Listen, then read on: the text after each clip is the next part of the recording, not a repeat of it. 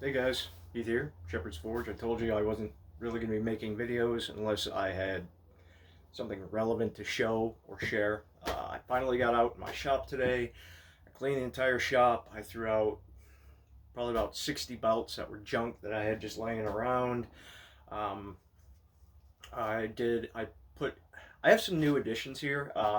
Steve actually bought a three burner, like Forged in Fire forge. So he built a whole new stand for it. So he actually gave me his old stand, which brings my forge up to, about here instead of way down here where I had it. In fact, I'll show you real quick. I put a new addition onto my forge. I used to have the burner hanging from a chain, dropping down into the hole, and it was kind of stupid. I mean, it worked.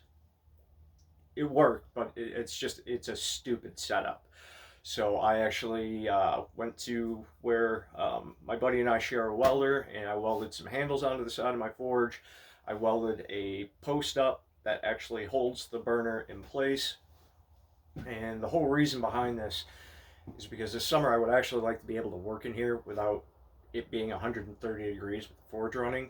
So this way I can actually take my forge stand in my forge, set it just outside the shop door, have that out there while I'm working in my shop. It'll still get warm, but it's not going to be nearly as bad. So here I'll show you what I did real quick. So that's my new setup right there. I think it's going to work out pretty well.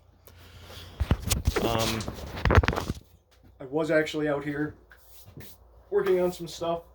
I'm doing a set of knives for somebody that I promised I would make for him. This was like last year, but it was so cold out here I couldn't come out here and work. It was just unbearable. Don't want to fire up the forge for no reason.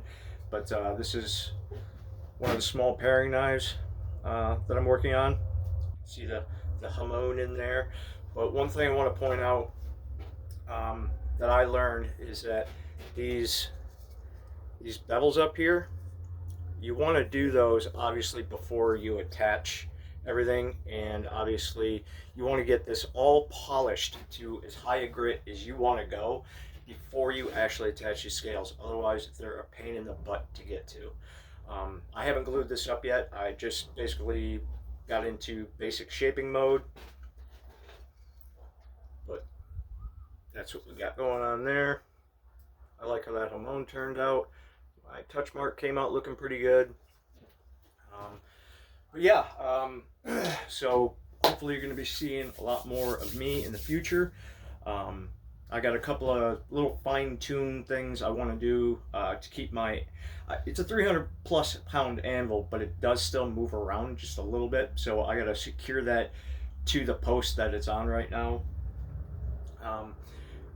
Hopefully, me and Steve are just gonna start ramping things up here real quick. We've got a lot of things going on in our heads that we want to do, we want to make. I've decided this year I'm not taking on um,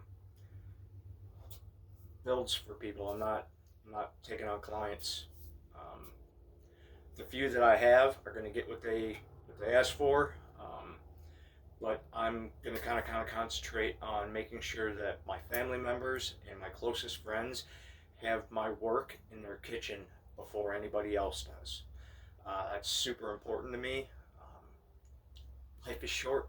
I want to make sure that everyone I care about has something built by me to pass down. To me, that's how memories and people are remembered, and that's how they live on in our minds and in our lives. So that's about all I had to say on that one. My health is excellent. I actually went back and watched a couple of videos like from my earlier stuff when I was actually like kind of jacked up and big. I was like, oh my god, I used to be kind of ripped, like God. And then I watched some of the videos of me as I was going through cancer. It was like I just looked sickly thin and just not healthy. Like, holy crap, I made a hell of a comeback. I mean, I could stand to gain another 10 pounds. I'm at like 135 right now, and it's just kind of stalling there. But, for me, gaining weight takes time, and I will.